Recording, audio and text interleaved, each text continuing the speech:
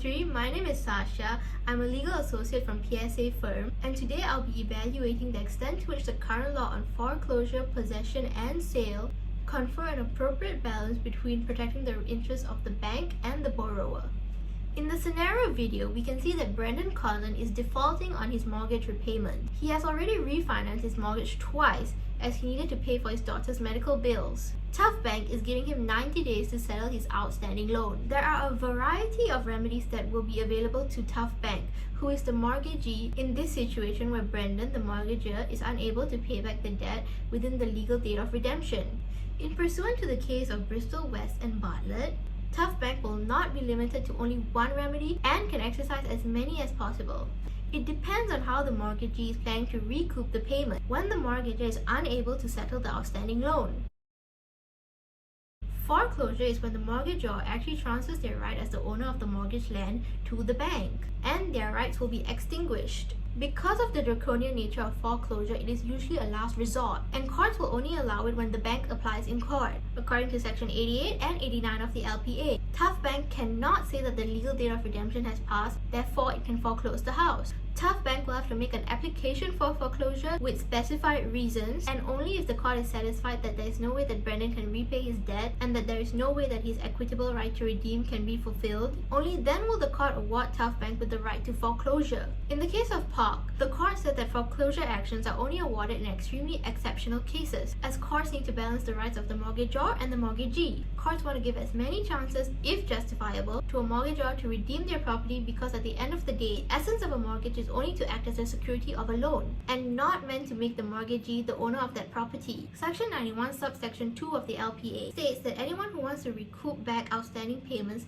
can apply for a court order. The provision is vague enough to include anyone interested, and it is not restricted to only the mortgagee. So even the mortgagor himself can apply for a court order. In the case of Campbell and Holy Land, it was held that once foreclosure has been granted, in certain circumstances, court can reopen foreclosure to provide opportunities for either the mortgagee to sue the mortgagor on personal covenant when there is a shortfall of payment. In the video, it is said that Brendan is upside down on his mortgage, meaning the loan has a higher principal than the house is worth. Therefore, if Tough Bank is able to sell the property, there will be a shortfall. To recoup the balance, the bank may choose to reopen the foreclosure to directly sue Brendan on personal covenant. The mortgagor can also appeal for the foreclosure to be reopened. For Brendan to do this, he must show evidence that he is able to pay back the full outstanding payment that he owes to Tough Bank.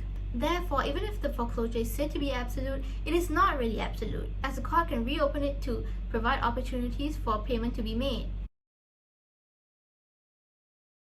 The right to possession basically means the mortgagee wants to acquire with vacant possession. Common law says that the moment you borrow money, the property becomes security of the loan. So if you cannot pay back the debt as of right, the mortgagee will be able to possess the property. The case of Four Maids and Dudley states that the mortgagee may exercise the right of possession at any time they choose, without going to court and without applying for a court order. The right to possession only takes place when the mortgage has not been paid, but it is restricted to determine that the mortgage property is not being occupied by a tenant, because a tenant is protected under the Rent Act and Housing Act and cannot simply be evicted as in the case of Quennell and Maltby. But if it is occupied by the mortgagor himself, the bank can straight away exercise their right to possession. If it concerns a residential property that is occupied by the mortgagor himself, that is when temporary relief can be provided to the mortgagor. During this time of COVID, people are facing so many challenges on how to pay back debt.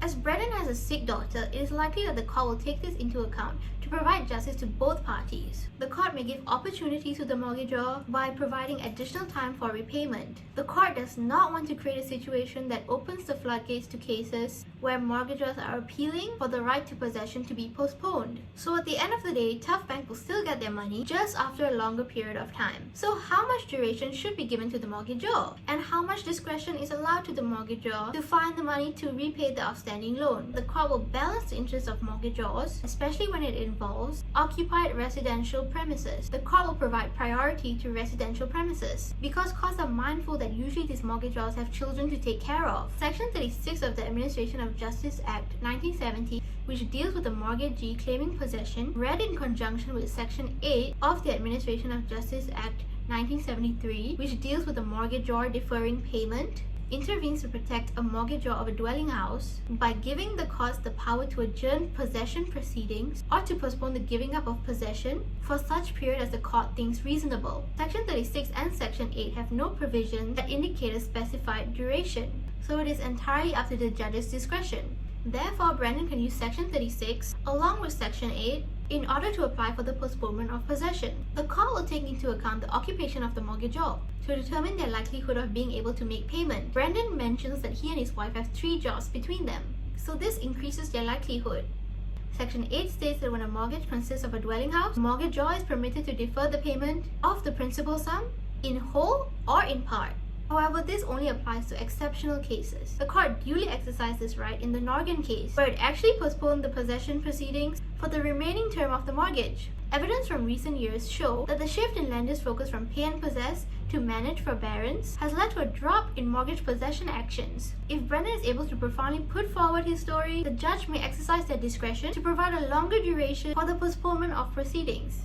However, it is not mentioned that Brendan's mortgage property is a dwelling house. In Royal Bank of Scotland and Miller, it was stated that whether a property is a dwelling house is to be determined by reference to the state of the premises at the time the order for possession was sought, not by reference to their use at the time the mortgage was executed. So it depends on whether the mortgage is on the primary residence of Brendan's family during the time the Tough Bank makes the order for possession. Looking at the Supreme Court practice, the duration granted is usually at least 2 years. But this is not absolute. In the case of Grant, the judge suspended the possession proceedings for 1 year to give the mortgagor the opportunity to get back on his feet. If he does not, the court may decide that it is unlikely that he will ever be able to repay his loan and may allow the mortgagee to exercise their right of possession. If the prospect of repayment is merely speculative and not substantiated by a solid argument, it is unlikely that the court will postpone possession proceedings. Brendan needs to provide evidence. Maybe if he has found a purchaser and it is documented that the transaction will happen in a specified time, then the court may be satisfied and exercise its discretion to grant the postponement of proceedings. Nowadays, even though common law suggests that the right of possession is as of right, in many circumstances, the bank will apply for a court order for possession proceedings. To be mindful of Section 36 and Section 8. The court will look into circumstances to determine whether it is justifiable for a mortgagee to exercise their right of possession. However, Section 36, although it is a significant jurisdiction, it is argued to not be worded clearly as it has raised a number of problems of interpretation as well as many calls for reform. It is also argued that the mortgagee's right to possession under Section 87, subsection 1 of the LPA is incompatible with Article 8 of the Human Rights Act, which is the right to respect your home. Section 101 and Section 103 provides the remedy for the mortgagee to exercise their right to sell, provided that the requirements under the provisions are fulfilled. So what are the requirements? Section 101 specifies that the mortgage must be made by deed, and the mortgage debt must be due, and when we look at the deed, it should not exclude the power of sale. If this is the case for Tough Bank, it can exercise all other remedies but not the right to sell the premise. Also, because of the ambiguity of the facts, it was not specified whether the mortgage document is in the form of a deed or a contract. If it is not in deed form, Tough Bank cannot exercise this right. Section 103 states that the statutory power to sell the property becomes exercisable when the mortgagor has defaulted in complying with the notice to repay any of the mortgage money for 3 months, or if the interest is at least 2 months in arrears, or there has been some breach in the conditions of the mortgage. For example, if the mortgage says that Brendan cannot lease the property, but he does so anyway, Section 103 will be triggered and Tough Bank can exercise their right to sell. So who can apply for the right for sale? Section 91 of the LPA states that the court can make an order of sale on the request of the mortgagee or any interested person. So even the mortgagor can make an application for an order of sale. But why would the court allow the mortgagor to apply? In some circumstances, the mortgagor has already found a buyer and states that the transaction will take place in a specified time. If it is justifiable, the court can exercise its discretion to grant the mortgagor the right of sale. However, it was seen in the case of Krause that sometimes the mortgagor will misuse this provision. If the court finds that the mortgagor's reasoning is vague, for example, not having a specified time they will sell, the court may find that the mortgagor is purposely applying for an order of sale just to delay proceedings. If the mortgagee has fulfilled the requirements of Section 101 and hasn't applied for an order for right of sale, can the mortgagor stop the sale? Lord Warren stated that the power of sale is exercised when the mortgagee enters into a contract to sell. The mortgagor's right to redeem will be extinguished if the mortgagee has already found a buyer and there is an agreement that indicates that the mortgagee is going to sell the property. The mortgagor cannot later prevent the completion by paying off the debt, as this would result in the mortgagee breaching the contract with the buyer. Brendan can still be provided with the opportunity to redeem his property, provided that the contract of sale has not been concluded between Tough Bank and a future buyer.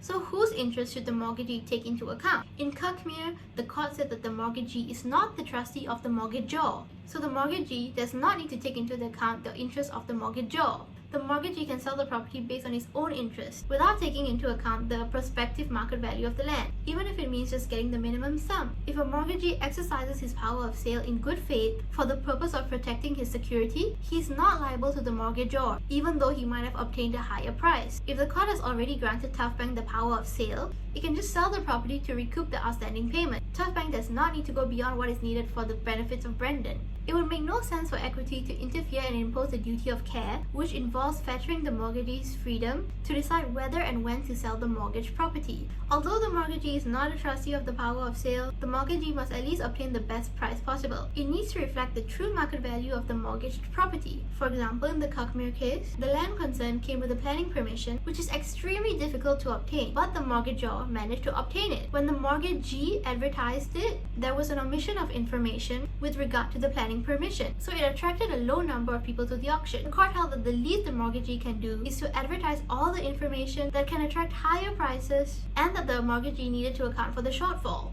The mortgagee does not need to take into account the speculation of an increase of market value. If Tough Bank sells the property and does not obtain the best price, for example because of an omission of information, the court may say that Tough Bank is accountable for the balance of the outstanding sum, as highlighted in the case of Sir Kwan Lam and Wong Chit Sen. Mortgagee is granted the rights to possession and the right to sell. Who do the proceeds go to? Section 105 of the LPA states that firstly, the proceeds need to be used to cover all the costs, for example in engaging solicitors or putting up advertisements, and only then discharge the debt owed to the mortgagee, who applied for the court order, and the balance is paid to the mortgagee next in priority. And if there is a balance, it should go to the mortgagor. If Tough Bank argues that they are the ones who applied for the order of sale and sold the property, so the balance belongs to them, the court will deny this, as Section 105 states that if there is any surplus, it goes back to the mortgagor. So if there is a surplus, it will go back to Brendan. If Tough Bank forecloses his property, Brendan can appeal for the foreclosure to be reopened, as the court can reopen it to provide opportunities for payment to be made. To add on, the argument that the right to foreclosure hinders the mortgage's equitable right to redeem their property can be rebutted. Because even if the courts try to balance the interests of the mortgagor and the mortgagee, at the end of the day, if you have borrowed money, you have to pay it back.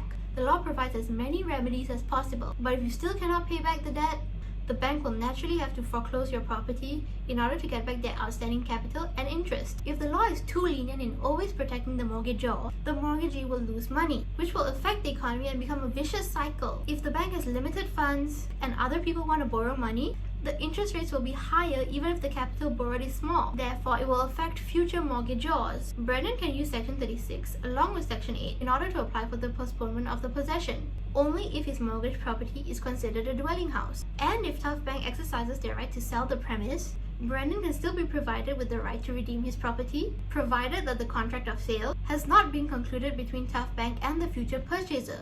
In conclusion, it can be seen that the courts and the law have always tried to achieve a balance in relation to the rights of both the bank and the borrower. Despite the perceived bigger bargaining position and legal power a lender may have, the law will still provide opportunities, mandatory requirements, and procedures to enable the borrower to protect and recover their property. Thank you, Ms. Putri, and that will be all from me today. I hope you enjoyed my discussion.